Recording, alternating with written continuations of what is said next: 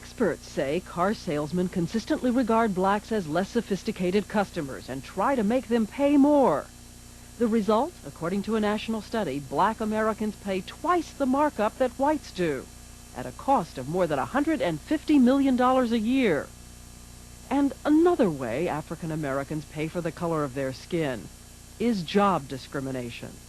Over several days, John and Glenn apply for all kinds of jobs, signing up for job services, answering the want ads.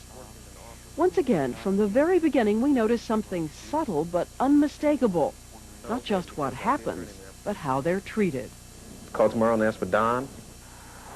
At a storefront job service, both our testers pay a fee and sign up.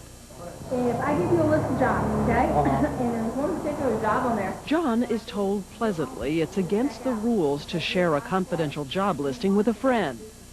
But when Glenn gets that information, it's a lecture, complete with a little warning about laziness. I'm going to limit your jobs. I'm going to monitor you real close. As I've had people come in here, give them good job leads, they never show up. They never show up. Because they're too lazy to work. How often, how many times would you hear lectures about laziness or showing up or drug abuse? Quite often, in a lot of the situations. More than once, John is encouraged about a job while Glenn is turned down flat. This dry cleaning business is advertised for help out front, at the counter. Well, let's just put on an application. The positions are taken. Positions taken. Still positions available? As far as I know, yes. Since John and Glenn have dealt with different people, we asked them each to go back a few days later to see if the same thing happens. It does. Glenn is told. I really don't know anything about it. John is told. Yeah, they're still interviewing people. Yeah? Yeah. Positions are still available? Yeah. These are life-threatening situations. When you talk about a person's work, that's life-threatening to them. That's what they do. At this point, there's only one more area to explore. John and Glenn need to find someplace to live. Right off, we start hearing something different. The Catholic Church, Fort Lauderdale District. The building manager gives John a relaxed description of the area. So you were being kind of welcomed to the neighborhood. Yeah. Whereas I felt like I would be in boot camp, and he was the drill instructor. I'm strict, I'm tough, I use whatever I have to enforce my. He also made reference to the fact that he wanted to keep his building clean because it's not a ghetto. There were other building managers who seemed perfectly cordial and businesslike. What's included? All of this gas and electric? Yeah, we furnish a stove and refrigerator. Glenn left satisfied he had the same chance as anyone else at getting this apartment. But 5 minutes later, John arrived. Listen. Is it a good neighborhood? So far, pretty good. Yeah? But they're moving in. Really? Yeah. I just showed this to them when I moved. Yeah.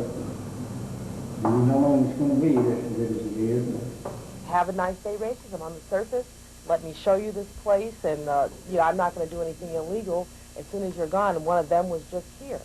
And this is what happens when John and Glenn spot this sign at another apartment building and go in to inquire.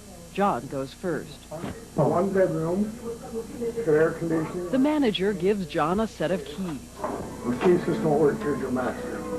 Okay. Okay? John tours the vacant apartment. He's told it's available immediately. Got a couple other places I'm going to look at, and if I decide on this one, I'll be back. I'll have this filled up. Okay? Okay, I appreciate it. All right. Well, thank you. Bless you and have a good day. John leaves. And listen what happens when Glenn walks in. Suddenly, The apartment has been rented? the manager explains that regrettably, early that morning, a woman paid a deposit on the last available apartment. Oh, called in earlier this morning? There's nothing for Glenn to see, so he leaves. Bye-bye. You too. Bless you both. Okay. Once again, we decide to go in search of an explanation. May we ask you a couple of questions? These two gentlemen came in, and when this one came in, you gave him keys to an apartment, one bedroom with air conditioning. But when this gentleman came in 10 minutes later, you said there was no apartment available. No, I told this gentleman I had a call on the apartment. But we pointed out what he had said. He had told Glenn the apartment had been rented by a woman that morning. Yet he showed John the apartment in the afternoon. Oh, ma'am, I am not prejudiced. I got Mexican, I got Jewish, my God. How many black people in this apartment? There's none. At this point, the building owner appeared, trying to throw us out. I'm asking you to move your camera, okay? Out of the apartment, or call the police to you, okay? We have never discriminated.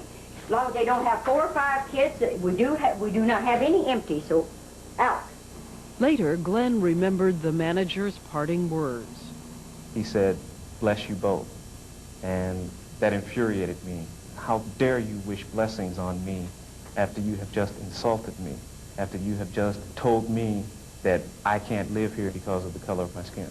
We will have moved a step forward when white people feel as angry and as animated and as outraged about this as we do. I mean, we're not surprised, but whenever this is confronted, I'm confronted with this, I'm angry. You're sitting in a democracy and you want to say, Jane or Johnny, you can go all the way. This is open. This is America. But you know what just happened to you in the store. And you know that that's America, too. In quite a few ways, yes, it has been rough. After 2.5 weeks, our investigation is over. And even these 2 professional discrimination testers say this was an experience that opened their eyes. I didn't realize the big differences in all these situations, and I couldn't really believe it, that it was happening. You walk down with a suit and tie, and it doesn't matter. You carry yourself in a very respectful manner. It doesn't matter. Someone will make determinations about you, determinations that affect the quality of your life. And the only basis is one thing that will not change about you. I'm not going to take off black skin. I'm going to be black forever.